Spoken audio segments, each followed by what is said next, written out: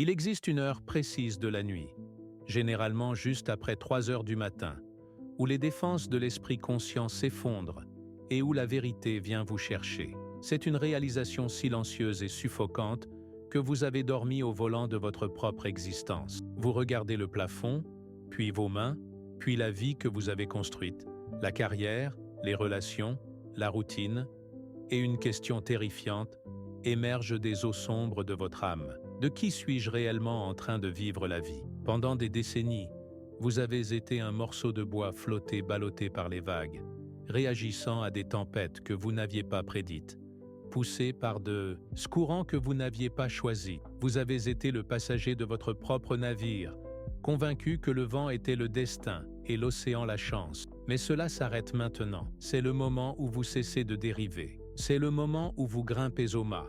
Sentez le sel et le vent froid sur votre visage. Prenez le bois lourd de la barre dans vos mains en sang et tracez une route à travers les eaux sombres. Vous n'êtes plus la tempête.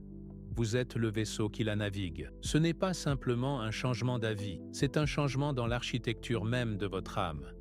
Une révolution violente et nécessaire qui vous fait passer de la fatalité, qui est simplement la compulsion inconsciente de répéter le passé, à la destinée, qui est le choix conscient, terrifiant et glorieux de devenir celui que vous étiez censé être. La plupart des gens vivent leur vie entière gouvernés par des forces qu'ils ne peuvent pas voir et ne comprennent pas, des marionnettes dansant sur des fils invisibles tirés par des fantômes qu'ils refusent de reconnaître. Ils appellent cela la malchance. Ils appellent cela les circonstances. Ils disent « c'est juste ma nature ». Mais le grand psychologue suisse Carl Jung, lui, savait. Il voyait la machinerie derrière le rideau. Il savait que tant que vous ne rendez pas l'inconscient conscient, il dirigera votre vie et vous appellerez cela le destin. Pour briser ce cycle, pour sortir de la boucle de répétition sans fin, vous devez établir un centre. Vous devez trouver le point inébranlable en vous-même qui n'est pas influencé par les opinions des autres, le traumatisme de votre enfance ou les attentes écrasantes de la société.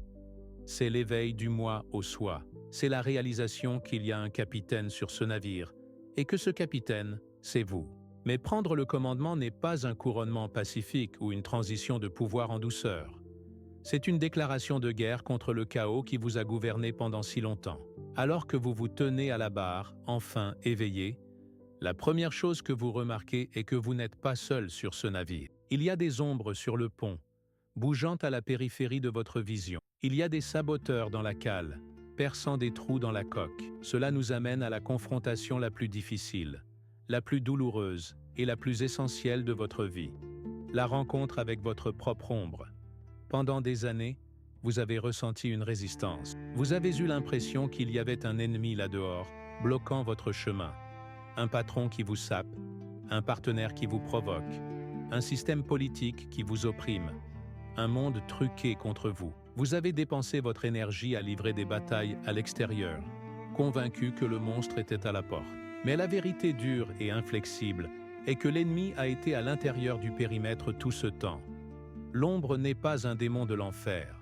C'est la collection de tout ce que vous avez refusé de reconnaître en vous-même, tout ce que vous avez poussé dans le sous-sol sombre de votre esprit, parce que cela ne correspondait pas à l'image de qui vous vouliez être. C'est votre agressivité, votre cupidité, votre jalousie, vos fantasmes sexuels, votre faiblesse, votre capacité à la cruauté. Parce que vous ne vouliez pas les regarder, parce que vous ne vouliez pas les inviter à la table. Ils ne sont pas morts. Rien dans la psyché ne meurt jamais. Cela ne fait que se déplacer sous terre. Ces parties rejetées de vous-même sont devenues autonomes. Elles se sont transformées en l'espion dans les murs, la 5e colonne travaillant contre vos propres intérêts. L'ombre opère comme un agent secret, un double obscur qui connaît vos mots de passe et vos peurs. Quand vous essayez de réussir, l'ombre murmure que vous êtes un imposteur, paralysant votre volonté. Quand vous essayez d'aimer, l'ombre vous rend méfiant, froid et sabote la connexion. Vous avez passé des décennies à combattre ces ombres sur le mur, pensant qu'elles étaient de vrais monstres, sans réaliser qu'elles étaient projetées par le feu brûlant dans votre propre ventre. Le mécanisme que l'ombre utilise pour survivre s'appelle la projection. Et c'est le plus grand obstacle à votre liberté. La projection est l'acte de prendre les traits indésirables en vous-même et de les voir chez les autres. Vous détestez l'arrogance de votre collègue parce que vous réprimez votre propre désir de pouvoir. Vous méprisez la paresse de votre enfant parce que vous êtes terrifié par votre propre désir de repos. Vous combattez le monde parce que vous ne pouvez pas vous combattre vous-même. C'est là que le vrai travail commence. Et ce n'est pas pour les âmes sensibles. Vous devez briser les miroirs de la projection. Vous devez cesser de blâmer le monde pour l'obscurité que vous portez. Vous devez vous retourner, descendre les escaliers vers le sous-sol et regarder l'espion dans les yeux. C'est terrifiant parce que cela exige une sorte de suicide moral. Vous devez tuer l'idée que vous êtes une bonne personne. Vous devez admettre que vous êtes capable de choses terribles, que vous êtes imparfait, brisé et dangereux. Mais voici le secret que les moralistes et les prêcheurs ne vous ont jamais dit. L'ombre n'est pas seulement un conteneur pour votre obscurité. C'est le réservoir de votre puissance. C'est de l'or pur et non dilué couvert de boue. Un espion connaît tous les secrets. Un saboteur sait exactement où sont les faiblesses structurelles. Lorsque vous cessez de combattre l'ombre et que vous l'intégrez, vous récupérez cette énergie. Vous prenez l'arme des mains de l'ennemi et la placez dans votre propre étui. Vous dépouillez l'espion de son autonomie et le mettez au travail pour la sécurité de l'État. L'agressivité qui vous faisait autrefois exploser de rage au volant devient la motivation pour bâtir un empire. La jalousie qui vous rendait amer devient l'ambition d'améliorer votre art. L'énergie sexuelle qui vous causait de la honte devient le carburant de votre créativité et de votre vitalité. Vous purifiez l'atmosphère de votre propre esprit, réduisant au silence les parasites internes, afin de pouvoir enfin entendre votre propre vraie voix. Une fois que vous avez sécurisé le pont de votre navire et conclu une paix précaire avec l'ombre, vous réalisez que la pourriture va plus profond que votre propre expérience personnelle. Elle descend dans la coque, dans le bois lui-même, dans la quille même qui vous maintient ensemble. Nous n'entrons pas dans ce monde comme des pages blanches, malgré ce que le monde moderne essaie de nous dire. Nous arrivons en portant les bagages de ceux qui nous ont précédés. Nous sommes la dernière branche d'un arbre ancien et noueux, et la sève qui coule dans nos veines transporte les toxines du système racinaire. C'est la psyché ancestrale, c'est le karma de la lignée. Vous vivez probablement les vies non vécues de vos parents. Vous pleurez les larmes que votre mère a refusé de pleurer, portant le chagrin qu'elle a avalé pour garder la famille unie. Vous mettez en acte la rage que votre père a réprimée pour garder son emploi, la manifestant sous forme d'anxiété ou d'hypertension. C'est l'héritage invisible, l'ADN psychologique qui dicte vos réactions avant même que vous n'ayez la chance de penser. C'est un piège confortable parce qu'il ressemble à de l'amour. Cela ressemble à de la loyauté envers le clan. Vous souffrez parce qu'ils ont souffert. Être heureux semblerait être une trahison. Vous restez petit parce qu'ils avaient peur d'être grands. Réussir signifierait les laisser derrière. Mais c'est une fausse loyauté. C'est un poison qui voyage le long de la lignée familiale, infectant génération après génération. Un bâton de relais traumatique passé de main en main jusqu'à ce que quelqu'un ait le courage de le lâcher. Vous devez être cette personne. Vous devez descendre dans le système racinaire de votre arbre généalogique et trouver la source de l'infection. C'est le travail de différenciation. C'est la coupure chirurgicale du cordon ombilical psychique. Vous devez séparer votre propre destinée du sort de vos ancêtres. Vous pouvez les honorer sans devenir eux. Vous pouvez les aimer sans répéter leurs erreurs. Vous pouvez respecter les morts sans les rejoindre dans la tombe, alors que vous êtes encore en vie. Ce processus est comme tailler une vigne massive et envahissante qui étouffe la vie d'un jardin. Vous devez être impitoyable. Vous identifiez le schéma, la mentalité de pauvreté qui dit qu'il n'y en a jamais assez, l'addiction au chaos qui confond drame et intimité, la peur de l'autorité qui vous maintient soumis, et vous coupez la connexion. Vous refusez d'être le réceptacle du traumatisme ancien. Vous dites aux fantômes de votre passé, « Je vous vois, je vous honore, mais je ne serai pas vous. » En faisant cela, vous ne vous libérez pas seulement vous-même. Vous guérissez la lignée. Vous arrêtez la transmission du virus à vos enfants. Vous devenez le filtre, le système de purification qui attrape les débris du passé et ne permet qu'à l'eau propre de couler vers l'avenir. Vous brisez la chaîne collective de la névrose. Vous déclarez que bien que vous partagiez leur sang, vous ne partagez pas leur servitude. Vous êtes le point de bascule. À mesure que les racines sont nettoyées et que l'ombre est reconnue, L'attention se déplace vers le haut, vers le visage que vous présentez au monde. Pendant la majeure partie de votre vie, vous avez porté un masque. En psychologie, nous appelons cela la persona. C'est le costume que vous enfilez pour être accepté, pour être loué, pour être en sécurité. Vous avez appris tôt, peut-être à 5 ans, peut-être à 10, que si vous étiez un bon garçon ou une gentille fille, si vous souriez quand vous vouliez crier, si vous étiez d'accord quand vous vouliez vous rebeller, vous survivriez. Vous obtiendriez l'amour dont vous aviez besoin. Alors vous avez construit un masque. Vous l'avez poli. Vous l'avez perfectionné. Mais le masque est devenu lourd. Il a fusionné à votre peau. Vous l'avez porté si longtemps que vous avez oublié à quoi ressemble votre propre visage. Vous avez étouffé votre âme pour plaire à la foule. Et la foule ne sait même pas qui vous êtes. Vient maintenant le feu. Les anciens alchimistes, qui furent les premiers vrais psychologues, appelaient cette étape la calcinatio, la combustion des scories pour révéler l'or. C'est l'étape du dépouillement de la fausse identité. Et ne vous y trompez pas. Cela donne l'impression de mourir. Cela donne l'impression de mourir parce qu'une partie de vous meurt. Le faux soi, celui qui veut plaire, l'acteur, est en train d'être incinéré. Les gens autour de vous pourraient ne pas aimer ça. Ils sont tombés amoureux du masque, pas de la personne en dessous. Ils diront que vous avez changé. Ils diront que vous êtes égoïste. Ils diront que vous faites une crise. Laissez-les parler. Laissez la chaleur du feu brûler le plomb lourd de votre conditionnement social.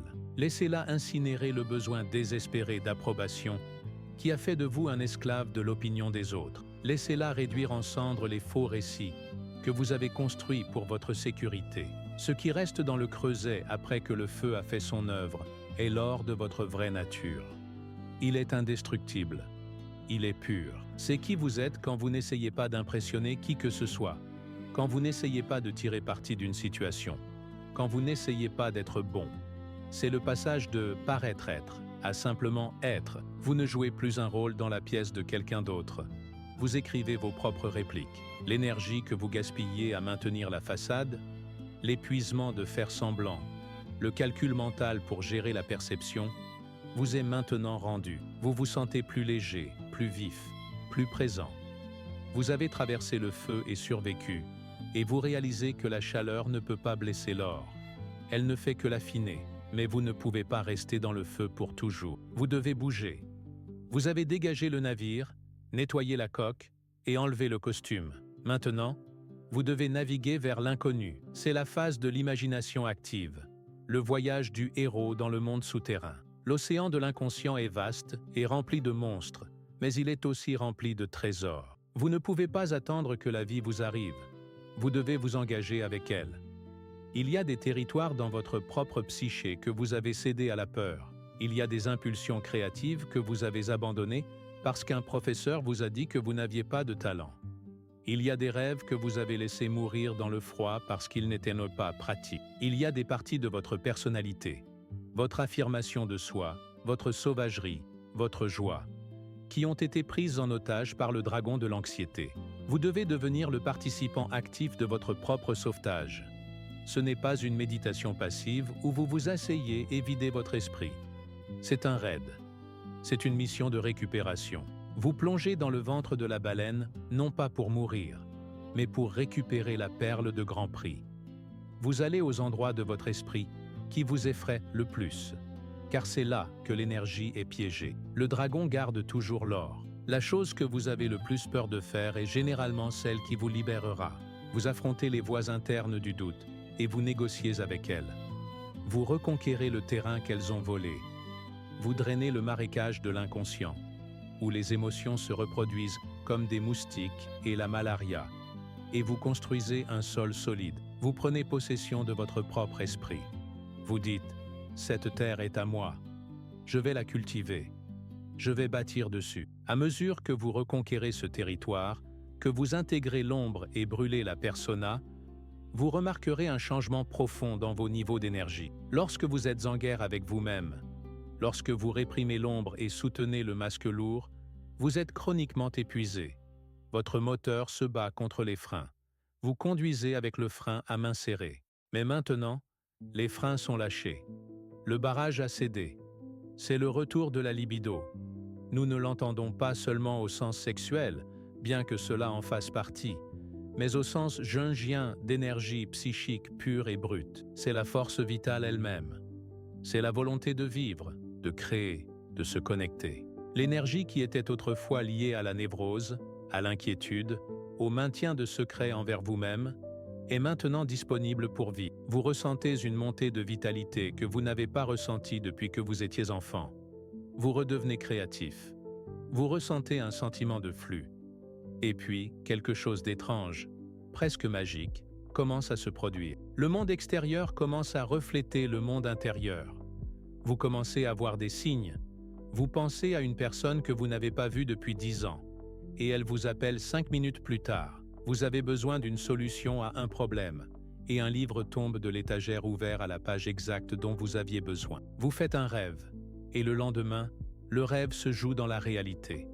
C'est la synchronicité. C'est l'univers qui rime avec votre état intérieur. C'est la preuve que le mur entre vous et le monde n'est pas aussi épais que vous le pensiez. Lorsque vous êtes aligné intérieurement, la route extérieure s'élève pour vous rencontrer. Vous ne forcez plus les choses avec la seule force de votre volonté. Vous êtes dans le courant. La lutte cesse et la danse commence. Vous bougez avec le Tao, avec le Logos, avec le flux divin des choses. Cependant, vous ne faites pas cela seul. Alors que vous naviguez sur ce navire, que vous traversez ces eaux, vous réalisez que vous avez un équipage. Vous n'êtes pas une entité unique et monolithique. Vous êtes une multiplicité. Ce sont les archétypes, les motifs universels de pouvoir qui vivent au sein de la psyché humaine. Ce sont les organes de l'âme. Pendant des années, ils ont peut-être été dispersés, agissant comme des enfants indisciplinés, ou peut-être l'un d'eux a pris le contrôle du navire et enfermé les autres dans la cale. Peut-être que le guerrier était aux commandes, et vous vous battiez toujours, voyant chaque interaction comme un conflit, ne vous reposant jamais, vous épuisant. Peut-être que le soignant était aux commandes, et vous donniez tout jusqu'à être vide, un martyr des besoins de tous les autres. Peut-être que l'orphelin était aux commandes, et vous vous sentiez constamment abandonné et victimisé. Maintenant, en tant que capitaine conscient, vous les convoquez à la table ronde du soi. Vous faites appel au guerrier intérieur, non pour déclencher des guerres, mais pour vous donner la discipline de vous lever le matin et le courage de fixer des limites que personne n'ose franchir. Vous faites appel au magicien pour vous donner la perspicacité, pour voir les connexions cachées, pour transformer une crise en opportunité. Vous faites appel à l'amant pour vous connecter à la beauté, à l'émotion, à l'empathie, pour redonner une saveur douce à la vie. Vous faites appel au roi ou à la reine, pour apporter ordre, stabilité et bénédiction à votre royaume. Ils ne sont plus des voix fragmentées criant les unes sur les autres dans un parlement chaotique. Ils sont un conseil unifié. Vous êtes le président de ce conseil. Vous écoutez leurs avis, vous puisez dans leurs forces, mais vous prenez les décisions. Vous intégrez ces pouvoirs anciens, les synthétisant en une force qui sert votre destinée, plutôt que de la détourner. Et enfin, nous arrivons à la destination. Ce n'est pas un lieu sur une carte, ce n'est pas un pot d'or ou un compte de retraite ou un trophée. C'est un état d'être. Le célèbre psychologue suisse l'appelait le mandala, le symbole de la totalité psychique. C'est le cercle avec un centre. Après les batailles avec l'ombre, la coupure des racines ancestrales, la combustion du faux masque et la récupération de l'énergie, vous vous tenez au centre de votre propre vie. Vous avez atteint l'unus mundus, le monde 1. Vous réalisez que l'observateur et l'observé ne font qu'un. Vous n'êtes plus divisé contre vous-même. Vous êtes en équilibre entre le ciel et la terre, entre l'esprit rationnel et pensant, et l'océan profond et sensible de l'inconscient. Vous n'êtes plus unilatéral. Vous n'êtes pas seulement lumière. Vous êtes lumière et obscurité, intégrés dans un tout plus fort que l'une ou l'autre partie seule. Vous avez transmuté le plomb de votre souffrance en or de la conscience. Vous êtes solide. Vous êtes indivisible. Les tempêtes peuvent encore faire rage à l'extérieur. L'économie peut s'effondrer. Les relations peuvent changer. Les vagues peuvent encore s'écraser contre la coque. Mais le navire est stable parce que le capitaine est éveillé. Vous êtes ancré dans quelque chose d'éternel. C'est le grand œuvre de votre vie. C'est le seul travail qui compte. La carrière, l'argent, le statut, ce ne sont que des décorations sur le navire. Ce sont la peinture, les drapeaux. Mais la structure du navire lui-même est votre âme. Vous êtes passé d'une collection fragmentée et craintive de réactions à une présence unifiée et puissante. Vous avez cessé de demander au monde la permission d'exister. Vous êtes, tout simplement, et dans cet état d'être, dans cette plénitude rayonnante, vous devenez une lumière pour les autres, non pas en essayant de les sauver, mais simplement en existant en tant que personne entière. Vous leur montrez qu'il est possible de se réveiller. Vous leur montrez que la seconde moitié de la vie n'est pas une descente vers le déclin, mais une ascension vers la réalité. Vous êtes l'alchimiste, vous êtes le héros, vous êtes le soi. Et le voyage, le vrai voyage, ne fait que commencer. Mais allons plus loin, car la réalisation du soi n'est pas la fin de la route. C'est simplement le point où la route devient claire. Lorsque vous vous tenez dans ce centre, vous commencez à percevoir les lois subtiles qui gouvernent l'expérience humaine. Vous comprenez que ce que vous appeliez auparavant névrose, votre anxiété, votre dépression, vos nuits sans sommeil, n'a jamais été une maladie à guérir, mais un appel à entendre. La psyché est un système autorégulateur. Tout comme le corps produit de la fièvre pour brûler une infection, l'esprit produit un symptôme pour forcer une correction. Pendant des années, vous avez drogué le symptôme, vous vous êtes distrait du symptôme, vous avez détesté le symptôme. Maintenant, vous remerciez le symptôme. Vous réalisez que votre dépression était le retrait d'énergie d'une vie trop petite pour vous. Votre anxiété était la vibration d'un pouvoir créatif qui n'avait nulle part où aller. En écoutant ces messagers au lieu de leur tirer dessus, vous vous alignez avec l'intention de la nature. Cet alignement apporte un nouveau type de responsabilité. Vous n'êtes plus une victime du monde, ce qui signifie que vous ne pouvez plus blâmer le monde. C'est le prix élevé de la liberté.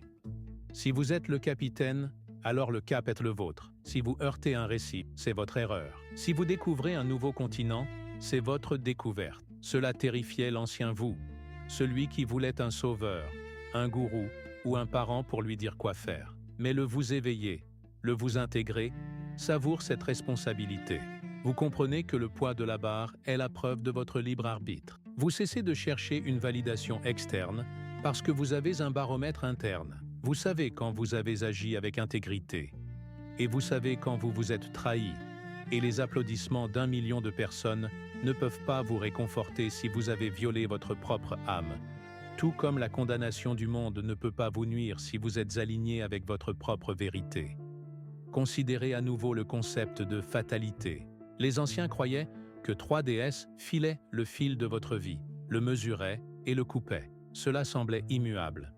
Mais Jung a suggéré que ce que nous appelons le destin est simplement la psychologie de la vie non examinée. Lorsque vous ne savez pas que vous êtes jaloux, vous créerez des situations où vous serez trompé.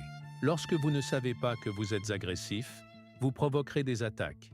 Vous créez votre propre tragédie grecque et jouez la surprise à la fin. En faisant ce travail, en affrontant l'ombre, en nettoyant la lignée et en possédant la projection, vous retirez les ciseaux des mains des parcs. Vous devenez le tisserand. Vous ne contrôlez peut-être pas la matière première, les événements qui vous arrivent, mais vous contrôlez absolument le motif que vous tissez avec eux. Vous transformez la tragédie en profondeur. Vous transformez la douleur en sagesse. Vous transformez la perte en une clairière pour quelque chose de nouveau. Cette transformation change votre rapport au temps. L'ego est obsédé par le temps linéaire, par les échéances, par le vieillissement, par la rareté des moments. Le soi vit dans le kairos, dans le moment opportun, dans l'éternel maintenant. Lorsque vous opérez à partir du soi, vous ne vous précipitez pas vers la mort. Vous vous expansez dans la vie. Vous cessez de mesurer votre valeur par la productivité et commencez à la mesurer par la présence. Vous réalisez qu'un moment de connexion pure, de compréhension profonde, vaut plus qu'une décennie d'affairements insensés. Vous devenez un maître du temps, plutôt que son esclave. Vous comprenez qu'il n'est jamais trop tard pour être qui vous auriez pu être, car le soi se tient hors du temps. La réalisation que vous avez à 50, 60 ou 80 ans est tout aussi puissante, tout aussi rédemptrice, que si vous l'aviez eue à 20 ans. En fait, elle l'est davantage, car elle est assaisonnée de la riche saveur de l'expérience. Et qu'en est-il de vos relations? C'est là que l'alchimie est la plus visible. Lorsque vous avez besoin des autres pour vous compléter, vous êtes un vampire. Vous aspirez leur énergie pour combler vos propres vides. Vous exigez qu'ils jouent un rôle dans votre scénario. Vous les punissez lorsqu'ils s'en écartent. Ce n'est pas de l'amour, c'est du parasitisme mutuel. Mais lorsque vous êtes entier, lorsque vous avez marié le masculin et le féminin en vous-même, vous n'avez pas besoin d'une autre personne pour survivre. Vous la voulez, et c'est un compliment plus élevé. Vous pouvez l'aimer pour qui elle est, pas pour ce qu'elle fait pour vous. Vous retirez vos projections, ce qui signifie que vous cessez de la diaboliser pour vos propres ombres et de la déifier pour votre propre potentiel. Vous la laissez être humaine, et ce faisant, vous créez un espace où la véritable intimité peut se produire. Une rencontre de deux solitudes qui se protègent, se touchent et se saluent. L'effet d'entraînement de ce travail est incalculable. Vous pensez que c'est un voyage privé, une méditation solitaire dans l'intimité de votre propre esprit. Mais vous faites partie de la psyché humaine collective. Lorsqu'un individu retire son ombre du monde, il y a un peu moins de guerre dans le monde. Lorsqu'une personne cesse de projeter sa haine sur son voisin, la tension collective s'apaise. Vous faites cela pour vos enfants, oui, et pour vos ancêtres, oui, mais vous le faites aussi pour l'espèce. Vous contribuez à l'évolution de la conscience. Vous ajoutez un grain d'or à la balance de l'humanité, la faisant pencher loin de la destruction et vers la sagesse. C'est la noblesse du travail intérieur. C'est la chose la plus patriotique et humanitaire que vous puissiez faire. Alors que vous vous tenez sur le pont de votre navire, regardant l'horizon, comprenez que la mer ne sera jamais parfaitement calme. La vie est mouvement. Et le mouvement crée des vagues. Il y aura des tempêtes. Il y aura du brouillard. Il y aura des monstres surgissant des profondeurs. Mais vous n'avez plus peur. Vous avez la boussole. Vous avez la carte. Vous avez l'équipage. Et surtout, vous avez la connaissance que le navire est plus fort que la mer. Vous êtes le vaisseau de la conscience dans un univers inconscient. Vous êtes les yeux à travers lesquels le cosmos se voit lui-même. Vous vous êtes réveillé du long sommeil de la dérive. Vous avez pris la barre. Et le cap que vous tracez maintenant, avec les étoiles des archétypes au-dessus de vous et les eaux profondes de l'âme en dessous de vous, est le chemin de la destinée. Naviguez. Le vent est enfin dans votre dos.